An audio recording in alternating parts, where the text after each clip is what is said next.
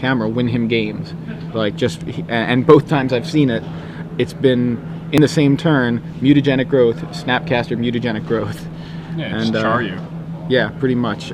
So the deck he's playing against it's not this one. We don't have the list. He's playing against Bradley Tinney, who's playing a deck similar to the one played by Eric Froelich out in Hawaii. You guys did have Brad on camera yesterday, didn't you? I remember the deck list. It was you and Adam. It's it's a Primeval Titan deck. It's it's ramping, it's getting Inkball Nexuses and Castle Wolf runs, but it splashes for a pair of Elishnorns, and he just has 2 planes. There it is. Okay. So I'll grab this one. Excuse me. Yeah, so you were saying this is pretty similar to the one that to one of the ones they were running in the Pro Tour. Is it similar to the Channel Fireball list in general? Is that? Yeah, I mean it's very similar to the Channel Fireball list. Basically, it's the Channel Fireball list that's splashing Elishnorn. Okay. You just said that. So. I mean it's even more similar to 2 of the people who are testing with Team Channel Fireball actually did splash for Elishnorn. So. All right, so we're off. Bradley has a forest, and Lauren with an island ponder. All right, not the ideal start, but not terrible either.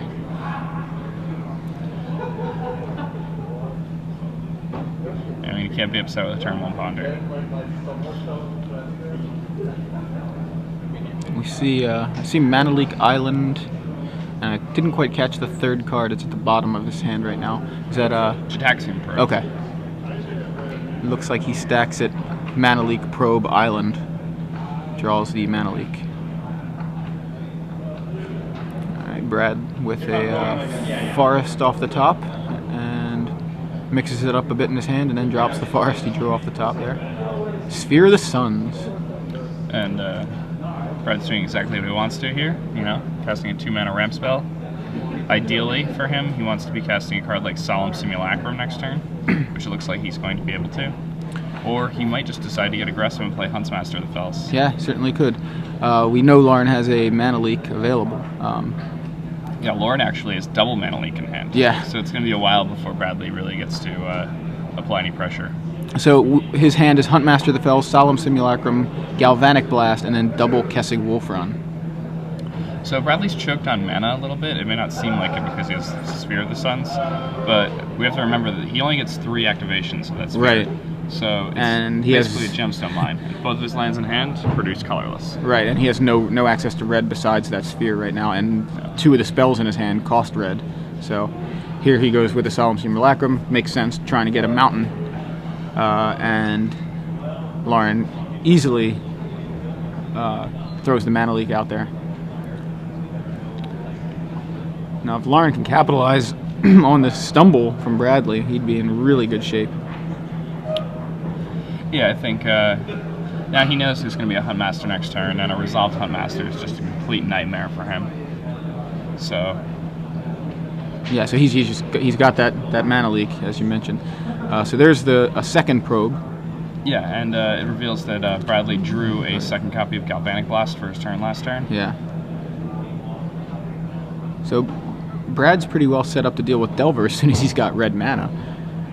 Yeah, both of them seem like they've got very good draws to react to what the opponent wants to do. The problem is neither of them are doing what they want to do. Yeah. So here we go. Here comes Huntmaster. He can't possibly have a 2nd Mana Leak, can he? Hey, he can. Oh, he does. And there's he the had Mana it in Leak. his opener, and then he pondered into the 2nd copy. Right. So.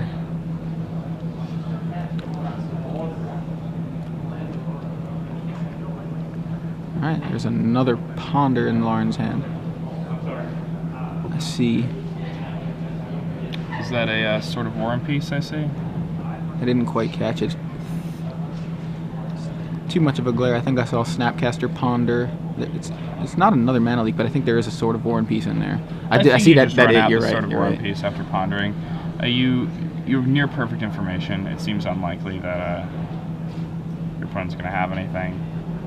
They would have needed to draw it off the top. Yeah. And it's just one unknown card there for that Lauren does not know.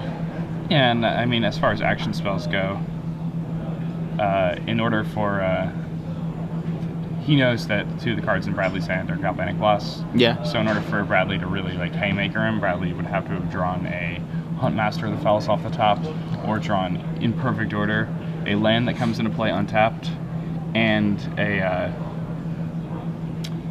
6-drop. Titan. Yeah. But has he had 2 draw steps? Has he? I mean, he's had. Well, he's has going he to had get another draw step next turn. Right. Oh, yeah. You're right. I'm sorry. Yeah.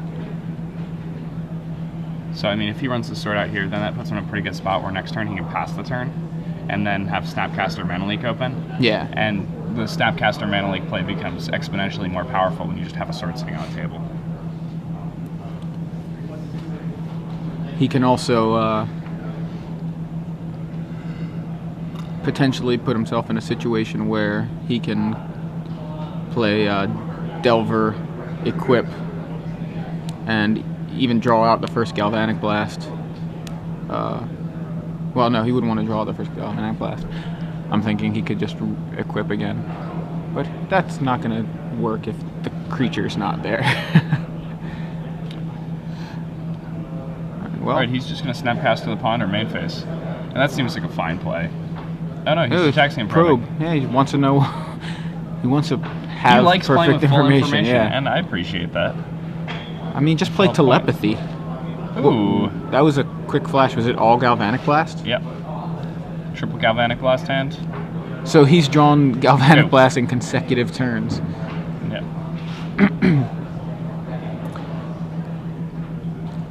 So here he can. And he knows his opponent has the Galvanic Blast, so there's pretty much no reason for him to attempt any sword shenanigans. He's just going to want to play Geist and pass the turn. Hope the top of Bradley's deck isn't live. But that looks like a green card. Now it's a Sphere of the Suns. Well, Could be worse. And Thought Scour on Lawrence instead.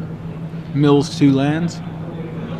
Draws a card that we didn't see. You know, at this point, Lauren's probably hoping to draw a land. That'll allow him to make the Sword Equip play. And if he's got a Geist suited up with a Sword of War and Peace. Yeah, this is just going to be sword. Excuse me, sword equip here, and Galvanic Blast. Not going to do much. Yeah. Save him 2 damage and get a card out of his hand if he wants. And here we're seeing the menace that is Hexproof. Yeah, so yeah, Brad just scoops it up at this point. It's really, I don't know how he's going to like 4 extra damage come from the back sword, from and then 8 from the Geist itself that's sorted up. I mean, he could have saved himself 3 there, right, by just Galvanic Blasting the Snapcaster, right? Yeah. Not that that's really He's still putting him better in 2 much turns, better yeah. shape, yeah. That was just a little rough for him, so. Yeah, I mean, are we going to be in a situation, if Delver keeps performing the way it has been, and I know there are different variations of it, but essentially the same core strategy, are we going to see, are we going to end up seeing another situation with standard bannings? I mean, I doubt it, but it just seems like you got to start to wonder when decks perform so consistently well. All right, So, so yeah. we have a trivia question for you guys. Do you have a question already, or I have? Do you have a question? I have an idea. Okay. Go on. Okay. Yeah, you can. So that's good. You can introduce it. Oh, okay. So we're gonna ask you guys to tweet your answers to hashtag SCG Premium, and we're gonna choose one of you at random who got the correct answer, and you'll win 6 months of free Star City Games Premium content. And that's excellent. With Premium, you can read columns by, some of the top minds of the game. Jerry Thompson, who just finished in the top 25 of the Pro Tour. Brian Kibler, who's battling in the top 8 of the Pro Tour right now.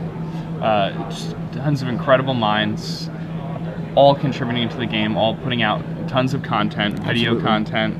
And if you want to get better at the game, having Star City Games Premium is pretty important. Yeah. It's important to just digest as much information as you possibly can. So, I mean, if you don't win, you should buy Premium. But if you do win, you don't have to buy it. So. And if you already have Premium, this is additional Premium tacked on to your existing subscription. Also, for those of you watching, we always give away a year of Premium during the finals, so we'll be giving that away in just a little while. But first, we're going to give away 6 months. So, all right, the question for 6 months of free premium. Yesterday in round 1, we watched Adam Prosak playing a blue-black control deck. He played original Soren Markov. What card did he follow up with for the win? That we talked about it a lot. We talked about it a lot. We referenced it a lot yesterday. It's been on the replays several times. He plays, one turn he plays Soren Markov, the next turn he played a card and won the game. So what card was that? And previous to all this happening, his opponent was at, what, 26 or something? His opponent was at 25. So he plays Soren Markov, and he activated one of the abilities on Soren Markov. He clicks, then he clicks again. And then next turn he plays one spell. His opponent is dead. Yep. So, and he had 8 lands in play when this happened? It was about that. Yeah. Roughly 8, you could say, in the neighborhood of 6 to 8, 9 lands. This is good. This is a tougher question. I appreciate this. I try to make it a little bit tougher as it goes people, along to make it, but it's still, don't make it too hard, right? So. Oh yeah, I mean we can't. We want people to be able to get the answer, because we want to give away some premium. So yeah, just make sure you tweet your answer with the hashtag SCG Premium. You don't even need to tweet it at SCG Live. You just need to include the hashtag SCG Premium in your tweet, and Jesse or Dane will see it. Bradley's on the phone. He doesn't even know where he is. He was he's using Phone a Friend, I think. He's trying to get answers to Lauren's deck. It's like, what should I do next time? They said draw mountains. It's like, okay, cool, got it. Will do. Done. And basically just needs to apply pressure. What he really wants to do here is just chain cast some Huntmaster of the Fells. Last night I had the opportunity to watch Paulo Vitor Damarosa as he played against Samuel Estradi, playing for the top 8 at the Pro Tour. And Paulo just had a draw where he had 3 Huntmaster of the Fells. And the first one got countered, but the second one didn't, and the third one didn't. And I mean, just one of those resolving against these Delver decks is just about lights. Then again, Nolen has some tricks up his sleeve. His Geist of St. Traft, if it's blocked by 2/2 Wolf, it can just get mutagenic growth, so he can keep on bashing with it. He's got a lot of play to his deck, so. Yeah, I mean, unfortunately, however you want to look at it, both players know each other's deck lists or have access to each other's deck lists. So, the tricks are, Brad is well aware of the possibility of something like mutagenic growth coming down to blow him out. But I mean, that's actually it almost maybe helps Nolen, right? Because if they're always playing around mutagenic growth. Like, that's all he's been saying. It's interesting. In top 8s where opponents get to see each other's deck lists, and the one guy's deck list is just chock full of 1-ofs, like, are you really going to play around all of them? You just can't. Yeah, I definitely just gotta hope they don't have it. I definitely love the kind of misers cards. I love having kind of just a couple of different, 1-ofs in a deck. Because not only is it something where your opponents, if they know about it, they play around it. And if they don't know about it, it's pretty surprising because usually the 1-ofs are cards that aren't like staples. Just a 1-of Mana Leak isn't as prevalent as like a 1-of mutagenic growth, right? It's just like, oh, I didn't expect that. So that's fun, and it's just a lot of fun to get games ending in ways or affecting games that are just slightly different than some of the other. You're playing most games that you cantrips, and you're playing 4 Ponders and Snapcaster Mages and things like that. You see these 1-ofs surprisingly often. Yeah. It's not that hard to find it when you want to. So, I mean, it doesn't take a lot of room up in your deck, and these corner case cards can often be perfect cards for many different situations. So we've seen Nolen just exacts these people with mutagenic growth multiple times now. Yeah. Yesterday in the quarterfinals, we saw that happen. It was exactly the amount he needed, wasn't it? It was exactly 10, I think, because his opponent was at 11, and did he gut shot him? I may be mixing it up with another game, or he vapor snagged something. Yeah, that's what it was. Snagged something, put his opponent at 6, then. Oh, that's what it was. I'm mixing up 2 different games a little bit, but yeah. he got in for 2, and then mutagenic growth, snapcaster, mutagenic growth. Yeah, that's what it was. And it was 6. Love it.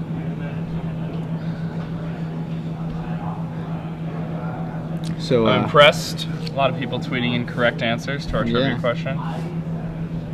You guys pay attention. Well done.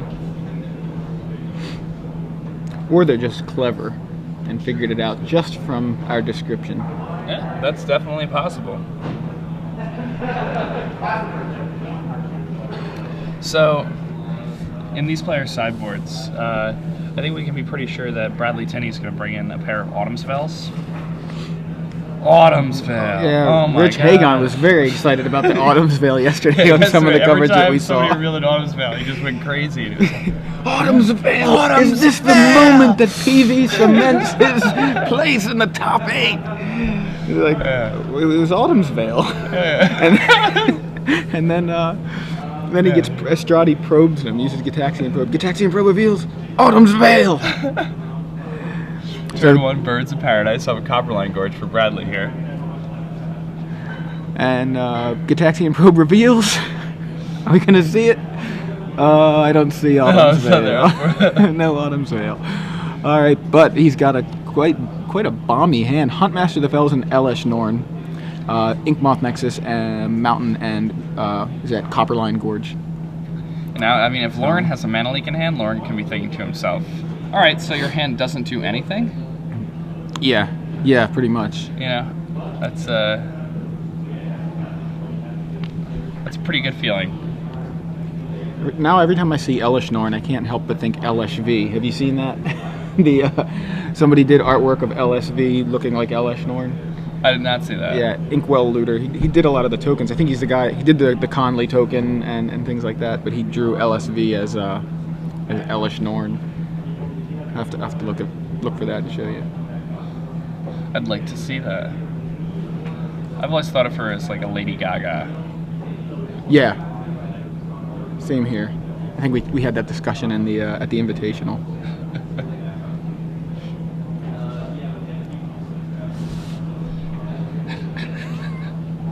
I love it. I'll tweet it to you guys so that everybody can see You guys it. should definitely look up LSV. Oh, it wasn't Inkwell Looter. It was Justin Treadway who did it.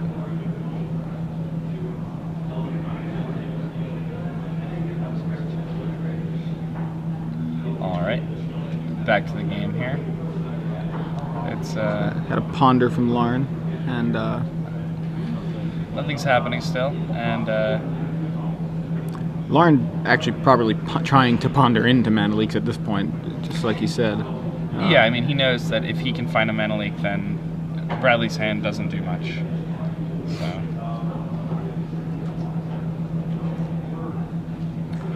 I mean, he's not really worried about the Inkmoth Nexus until it starts, having an Elesh Norn to hang out with, or Right. it has a Keswick Wolf run to start moving in on. Exactly.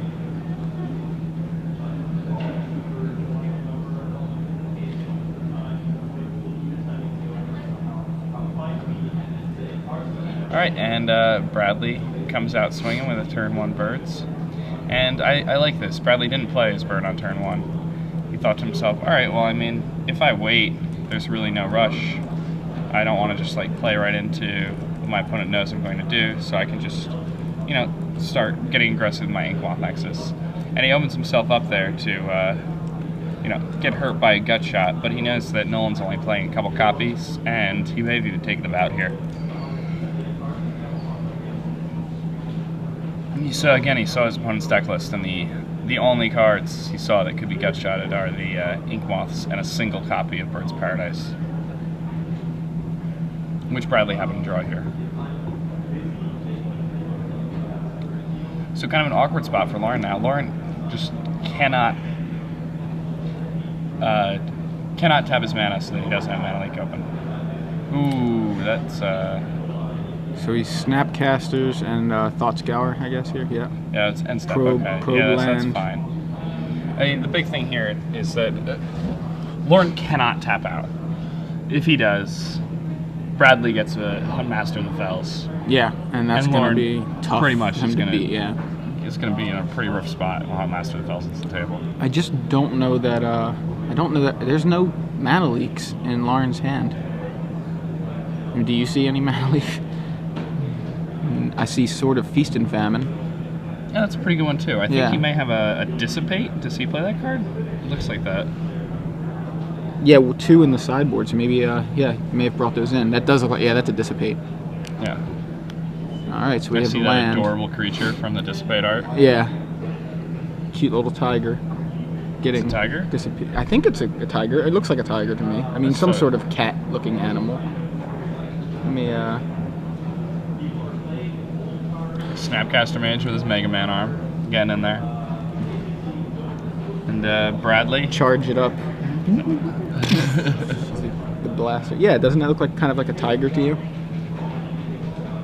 Yeah, I guess that's tiger-esque. I never really thought Yeah, about it. it's- I always it's thought it like was a- more of like a dog possum. A dog possum. Yeah. It's kind of like a mix between an elephant and a beaver.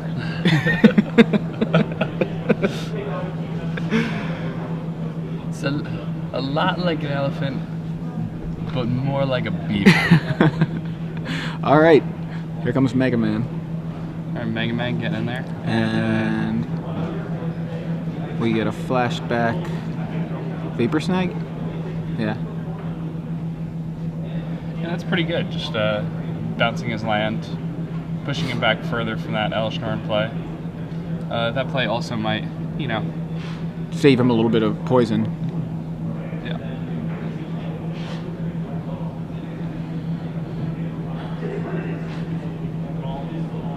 Now, Lauren has a few different options here. If he had chosen to slow roll a Gitaxian Probe here, he could play with full information and just get to equip a Sword of Feast and Famine. That would probably end the game, but he doesn't know that. Oh. This Oh, okay. just in. I didn't know this. We're giving away a Gen Con badge instead of 1 year free premium this time around. That's pretty awesome. I've never been to Gen Con, but Neither have I. I heard so many good things about it. Hey man, I only have so much vacation that I can take. I take a lot of my vacation just to do SCG Live. So I would like to go to Gen Con though. That'd be pretty awesome. Yeah, Nationals was at Gen Con last year, and it was the first time I hadn't been to Nationals in more than a half decade. All right, and Bradley replays his Ink Wild Nexus and then cast a Rampant Growth, presumably getting a Plains. And Meanwhile, now he's got enough mana to cast Elishnorn if he wants to. Meanwhile, Lauren has added the namesake to the Delver. Well, namesake of the Delver list to the board.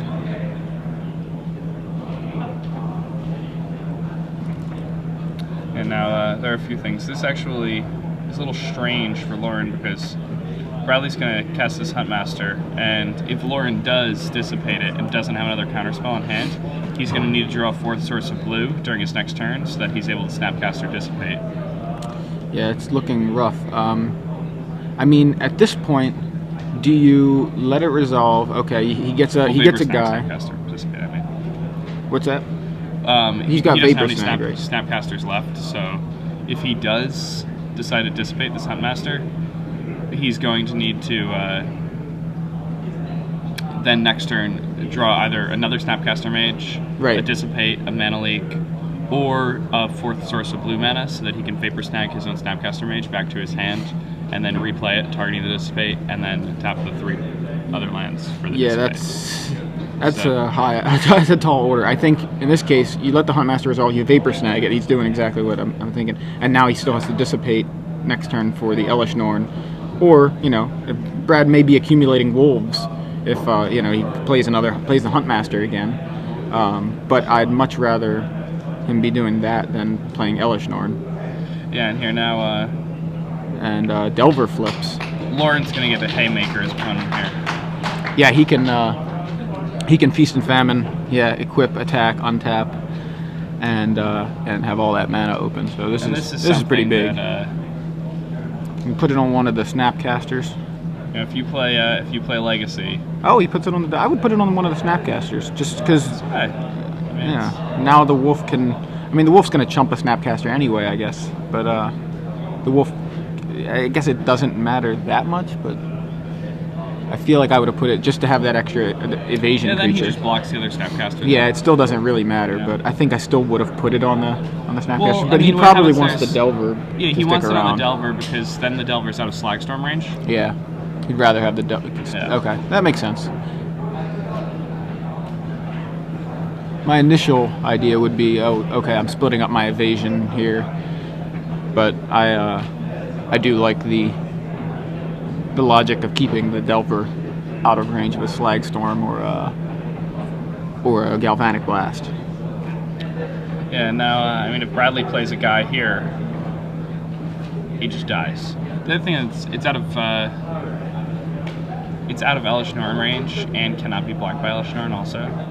Well, Right. Snapcaster range, would live through the Elish Norn, but if you ever move the sword, it would just die. Right. And it couldn't attack with the Elish Norn either. I'm assuming that Elish Norn gets dissipated. I'm assuming he's setting himself up to keep the Elish Norn off the table. Because at this point, Huntmaster isn't even as scary because it's green and you have a sort of Feast and Famine now on the table. And your opponent has 6 life. Like Huntmaster, how much does Huntmaster matter at this point if that sword sticks around for another, 2 turns? All right, oh, is that acidic slime? All right, well that's trouble. Yeah, that'll get dissipated. Yeah. So you dissipate. If you Does he he just wins. He gets to next turn. He attacks with the Insectile Aberration, and then when Bradley attempts to activate the Ink Moth, he just Vapor Snags it. Well, he's still got Insectile Aberration is what, a 5 power, right?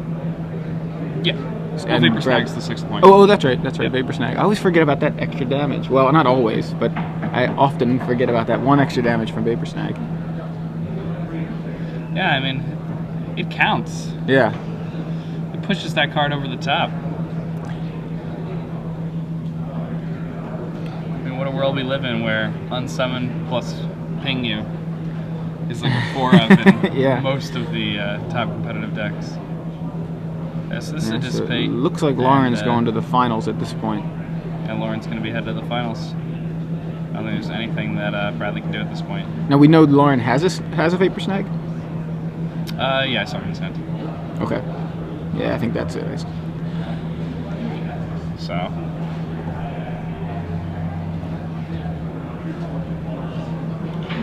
He's doing the thing where he gets to play more spells before he wins. And or maybe that was maybe it was a Thought Scour and not a Vapor Snag. No, it looks like a Vapor Snag to me. Yeah, I'm pretty sure. Well, there's Ponder. Yeah, so turn your creature sideways. Bradley is dead. Yeah, so right now Lauren's just making sure that there's nothing bad that can happen. He's in the top 4 of a tournament. He doesn't want to make a big mistake and mess up now that he's already this deep. Right, if he's got So- Vapor Snag, which I believe he does, I think he's in good shape. Oh yeah, I mean he won. I mean, game's over. birds try to chump block the Snapcaster. Yeah, and Vapor Snag, Ink I Moth. mean, okay.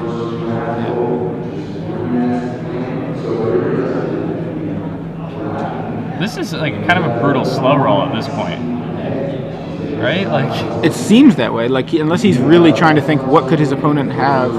that was. There it is. All right, so I would actually be very upset if I was his opponent and that took that long. yeah, But I mean, I think I played a high etiquette level. That's don't- what people usually say when after they play against me. They're like, "Oh, that Jacob Van Lunen guy, he plays with an insane amount of etiquette."